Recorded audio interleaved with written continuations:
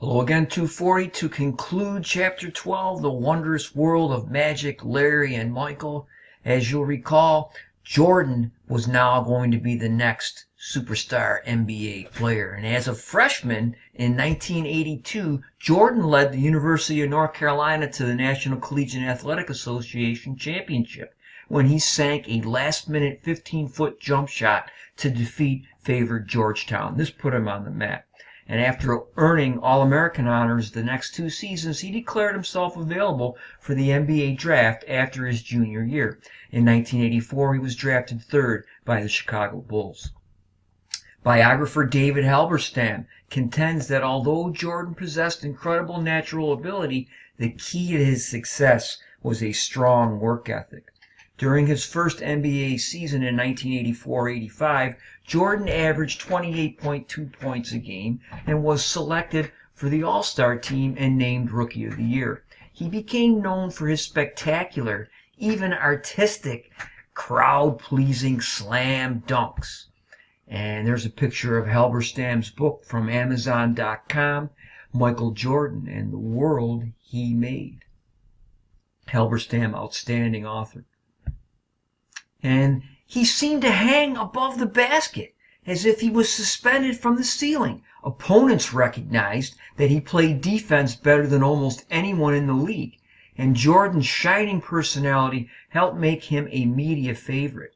And this, coupled with his unbelievable athletic talent, his airness, and this picture is from tvtropes.org, useful notes, and this prompted the aggressive Nike sporting apparel company to make him its surprising choice to endorse a new brand of basketball shoe that featured a pocket of air in the heel.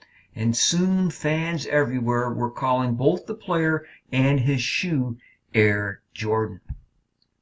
Despite Jordan's heroics, the Bulls struggled for several years. But then in 1989, the Bulls hired Phil Jackson as coach and blustered the players' roster with forward Scottie Pippen and center Horace Grant.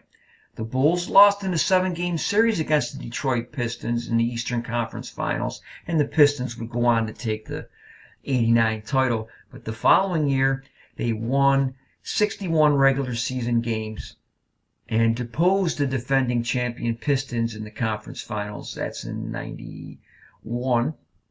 And they took out the Los Angeles Lakers in 5 games to win the National Basketball Association championship.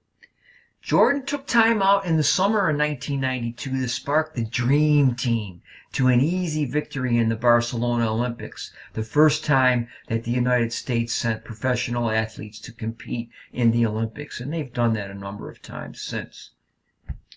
And that Dream Team at that time is considered one of the best basketball teams of all time. That image is from Amazon.com. Also, it's an iconic Sports Illustrated magazine cover from February of 91, a year before the Olympics took place.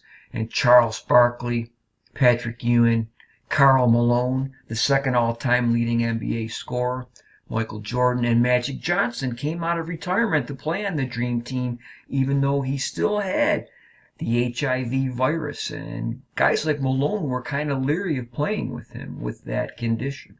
But he did anyways. And Bird also played on the Dream Team as well.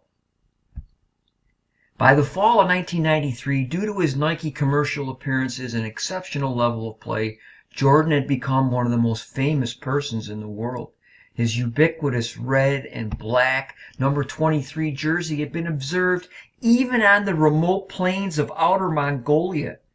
He had become undoubtedly the most recognizable and popular American sports figure. In his commercials, Jordan's sparkling personality connected with his audience as almost no other athlete had done since Babe Ruth.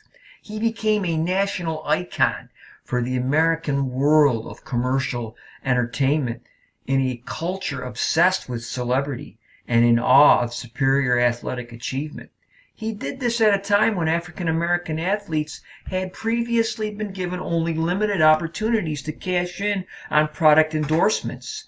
O.J. Simpson had been a prominent spokesperson with Hertz and a couple of other companies because of his football career. And when Jordan retired from playing for the second time, he had retired after the third consecutive title in 1993. He played baseball for a couple of seasons, and that's when the Houston Rockets, with Hakeem Olajuwon and Clyde Drexler, captured 2 NBA titles. Jordan then went back to basketball and had those spectacular 2 seasons that we talked about in part 1, winning a record number of games in those first 2 years back. And then after 98, he retired again. And Fortune magazine estimated that he had generated $10 billion in revenues. Michael Jordan Incorporated was larger than many third world countries. Unbelievable. And his airness has been called by some the best athlete of the 20th century. And this image was from Bettman Corbis. And making that claim is really a stretch, I think, because I consider Jim Brown to be the best athlete. He was an amazing football, basketball, and lacrosse player at Syracuse, and professionally in football with the Cleveland Browns. A very, very outstanding athlete. And that ends part 2.